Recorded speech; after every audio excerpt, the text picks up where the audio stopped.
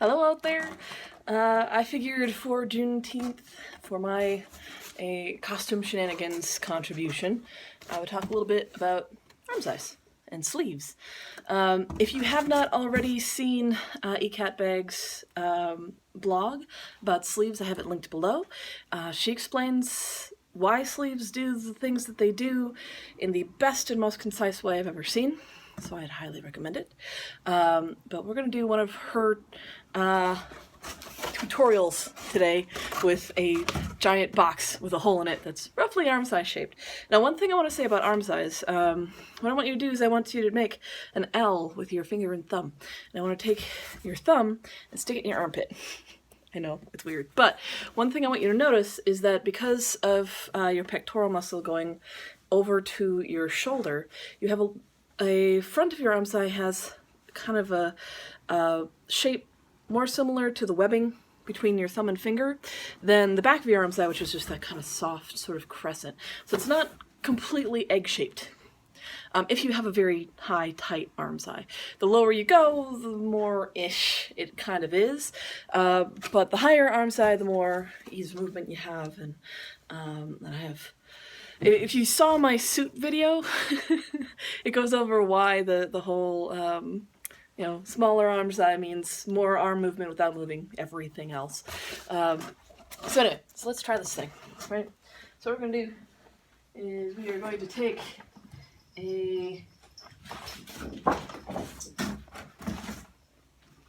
giant piece of paper so you can see a little better. I'm going to roll it up. Since sleeves are more or less a fancy tube. Okay, so I'm going to take this tube, I'm going to stick this into my hole. Ooh, that sounded bad. Alright, stick this in here and let it out with it at a 90-degree angle. Alright, now this is a really big circle, right? But for those of you familiar with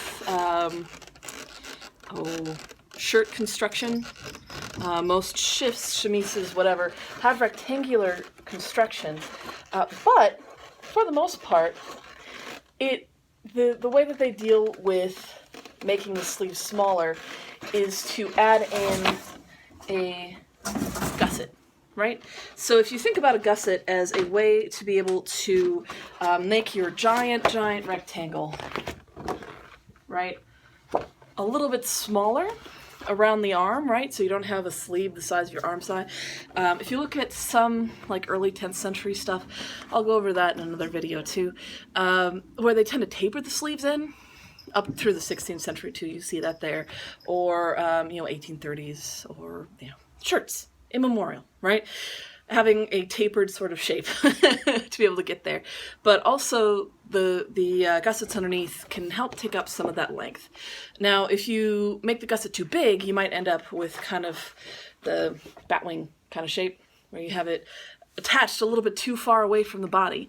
And that runs into the whole low arm size problem too. So it's a balancing act between how much wider your sleeve is going to be and how low your arm size is. Alright, so the next thing we're going to do is we're going to roll this up again and stick it into the arm side here. This time, I'm going to put it in at a slightly different angle. We're going to put this in at slightly downward angle, right? I'm going to put that back side there, about there.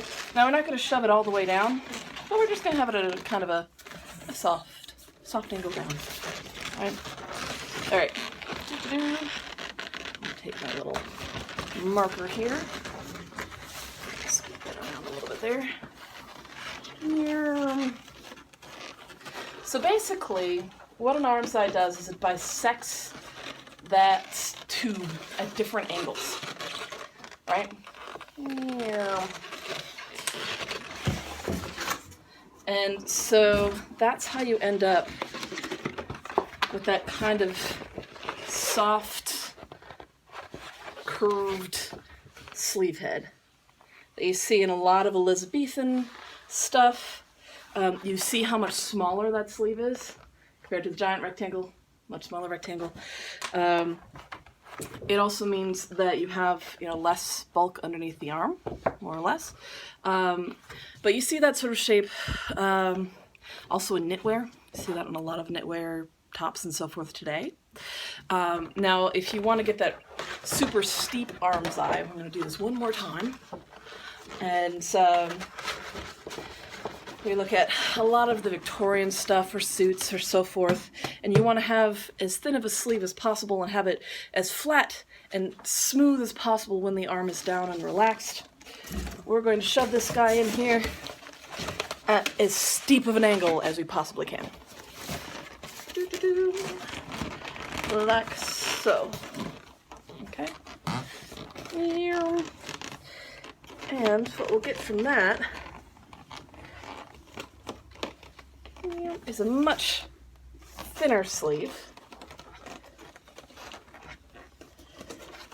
like so,